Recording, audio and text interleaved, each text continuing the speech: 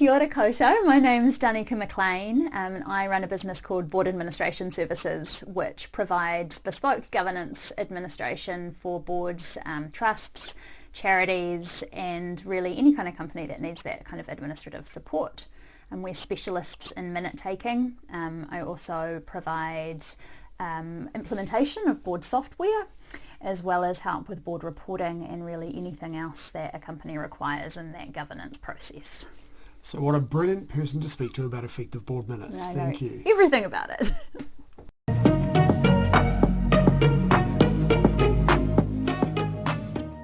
Hi, welcome to Governance Bites. My name is Banicevich, and as you just heard today, I have the pleasure of spending more time with Dauniika Maclean. Thank you, Dauniika. Pleasure. Thanks very much for coming. We're going to talk about effective board minutes, and the first question that I have for you is, what essential information should be included in the template?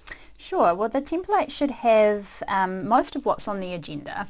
So it needs to have the name of the company and whether it's a board of directors meeting or a subcommittee, exactly what it is.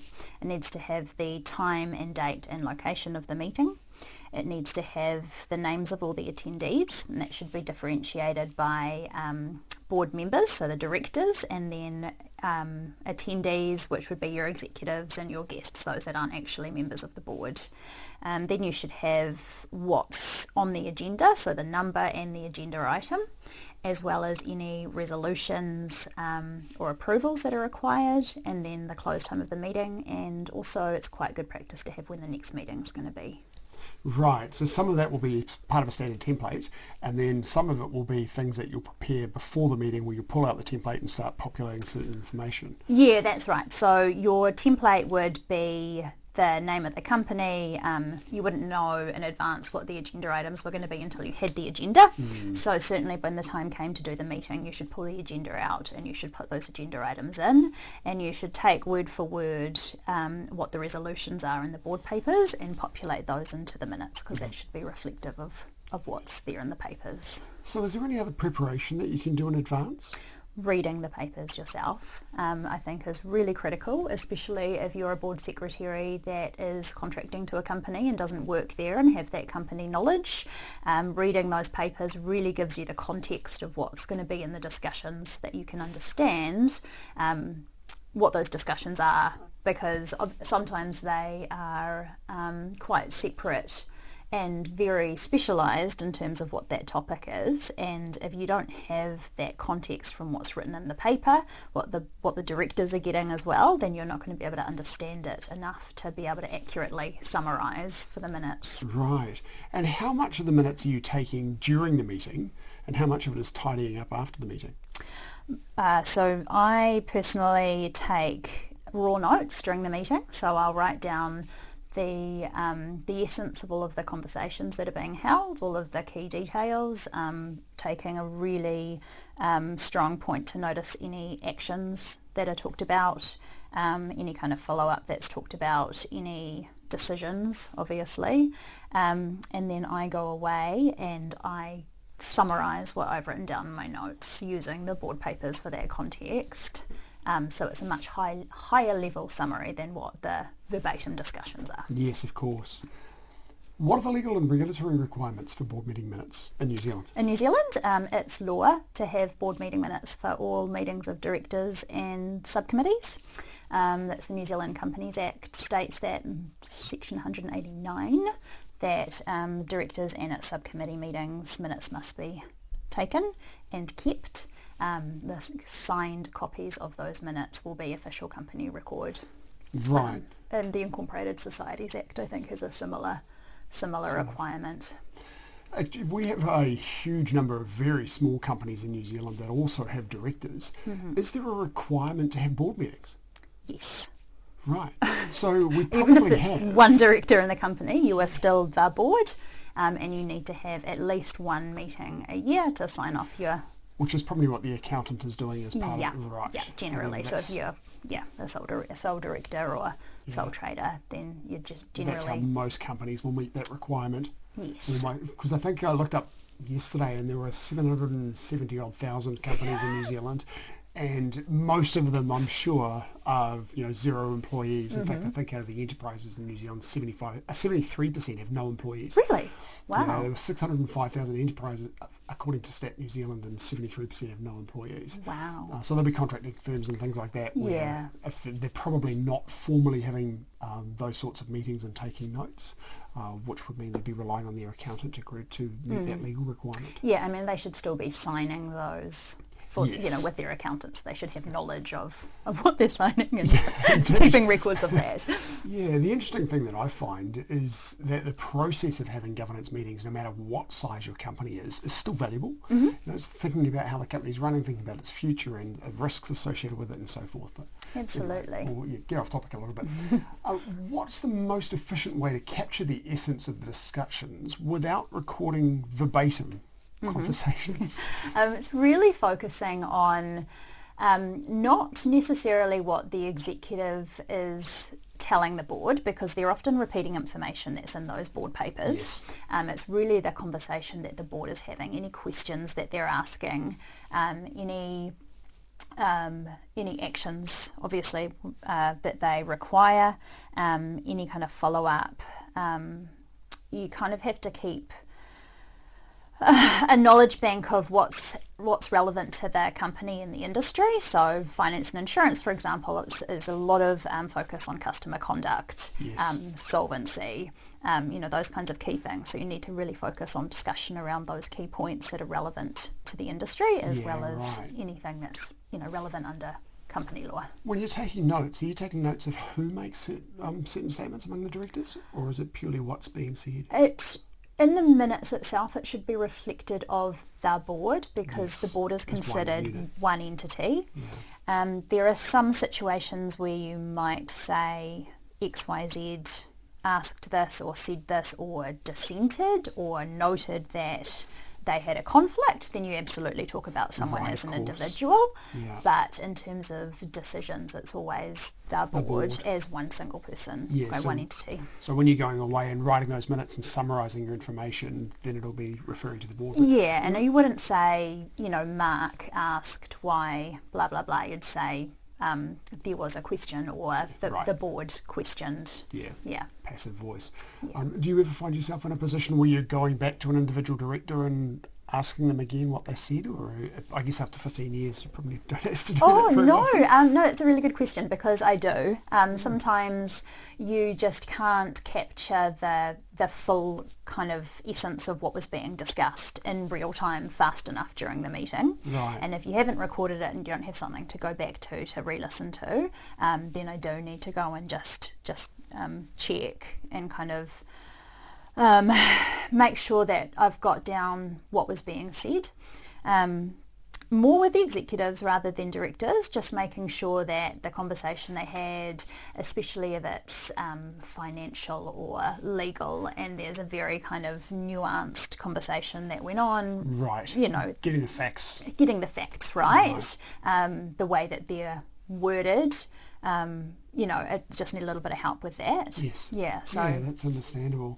And I take it, ultimately you will want your minutes to be clear and concise and effective, and that process of going away with your notes and then summarising it would be the way that you achieve that, right? Yes, absolutely. Yeah, it just gives you the headspace to be able to concentrate on that higher level summary. You can kind of look at it as a whole, as opposed to being there in the room and trying to listen to what everyone says and kind of, your brain's working through. I did once have a meeting, a board meeting for a sports organisation I was involved in, where the minute taker took verbatim minutes. It was reading through them afterwards to determine their accuracy was just painful. Completely unnecessary. It's quite a common occurrence. Is it really? Yeah. Oh, that's terrible. What key details should be included when you're documenting resolutions? So the wording of the resolutions themselves should be there. Yes. They should be quite clear in the board papers. If they're not, then you should be going back to the executive that wrote the board paper before they go in the board pack to kind of say, what are you actually asking of the board in advance? Yes. And then it needs to be whether the board approved it. if the company follows Robert's rules and there are movers and seconders, then you need to record who moved and who seconded. There needs to be, if it's in the Constitution and you need to record the number of votes, then you actually need to state the number of votes, and if there were any dissenters, any abstentions. And conflicts of interest should be noted down to if there are any relevant conflicts. That makes sense. Yeah. If you've got, shareholders that are conflicted in deciding on a dividend payment, for example. Technical point, in Robert's rules you actually don't have to note the seconder.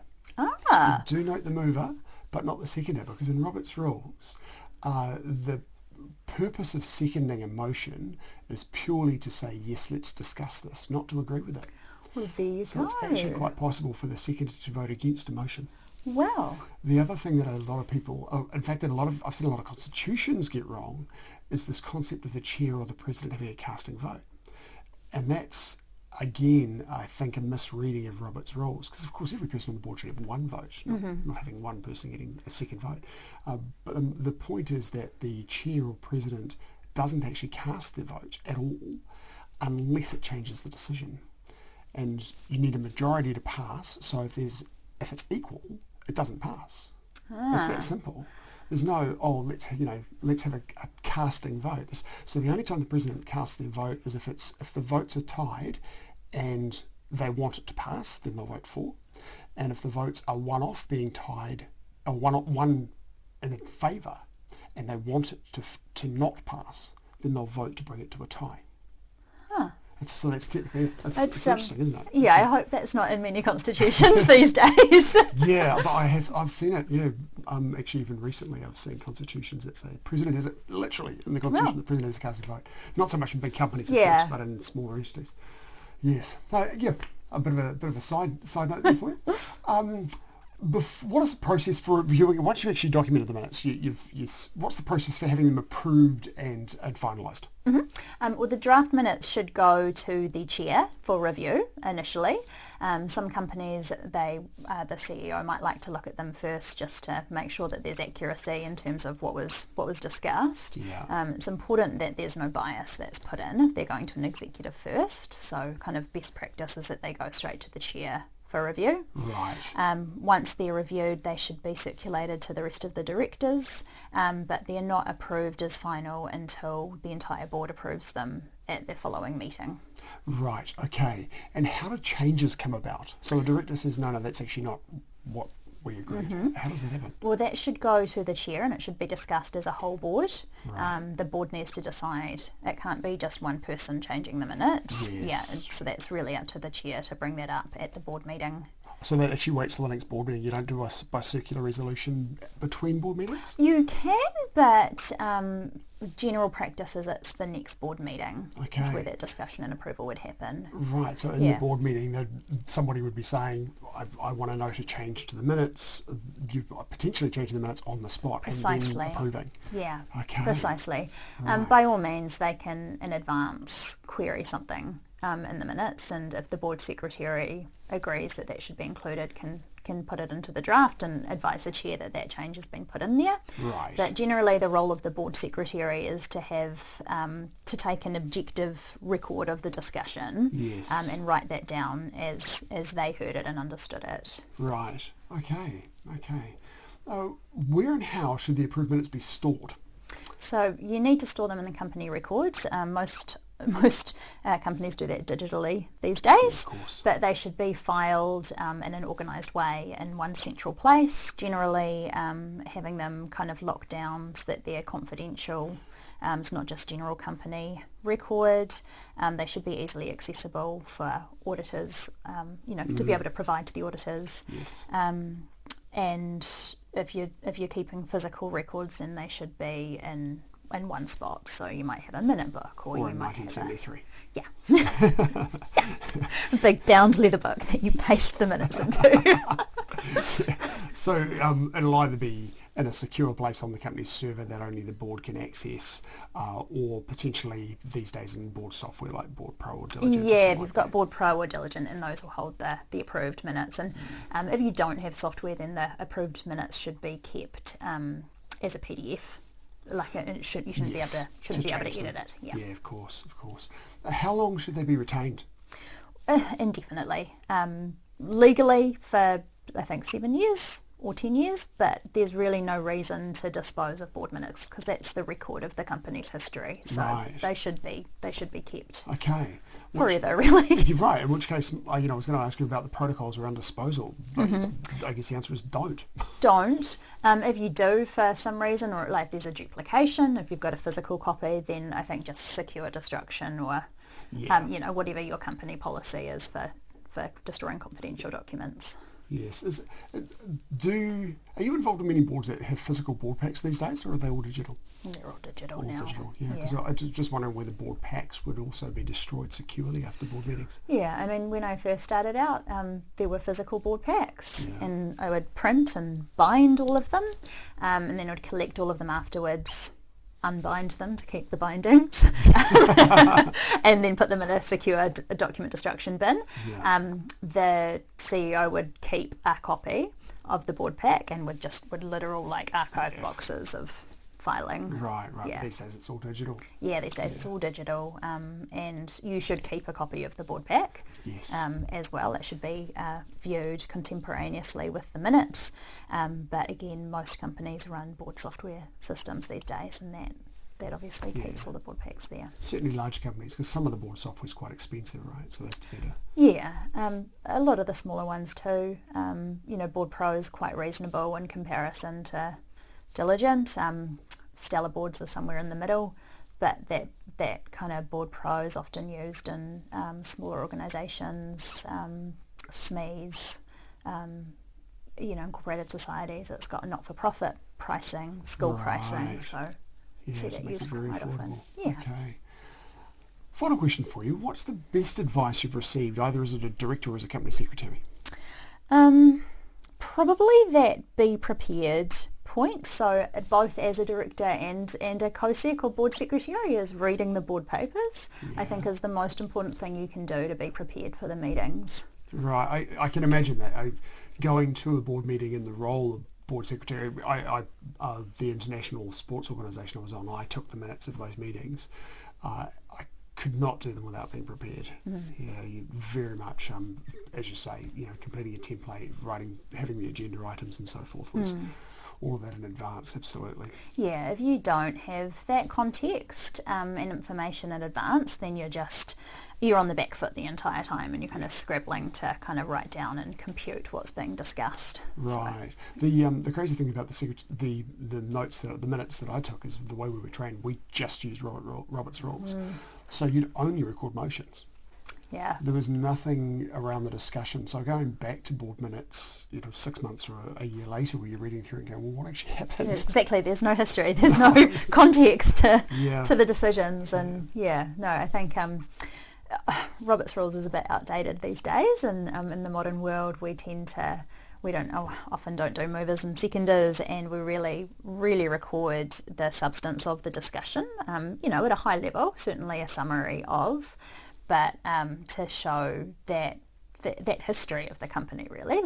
They say that minutes are a letter to the law, so the court will, if they're looking at a company, will pull the minutes from their board meetings as evidence, and that's what's going to tell the story of. Absolutely. I think the other thing that I noted is if the board ever makes a decision that is contrary to the recommendation of the executive, you've got to have some reasoning for it. Yeah. So having those sort of summaries in the minutes is absolutely essential. Absolutely. You've got to show, the law states that directors need to act in the best interests of the company. So that it needs to show that they've discussed this, that they've noted this, that they've, given it due consideration. Yes. Before any kind of decisions are made, to really show that they were acting in the best interests of the company. Yeah, right. Well, Dauniika, thank you very much for your time. It's great to catch up. Yeah. I look forward to seeing you again soon. Thank you. And see you next episode. Thank you for watching this episode of Governance Bites. We have more episodes on YouTube and your favourite podcast channel, where I interview directors and experts on various topics relating to boards of directors and governance. We'd love to see you back, and please like, subscribe, and share the videos and podcasts.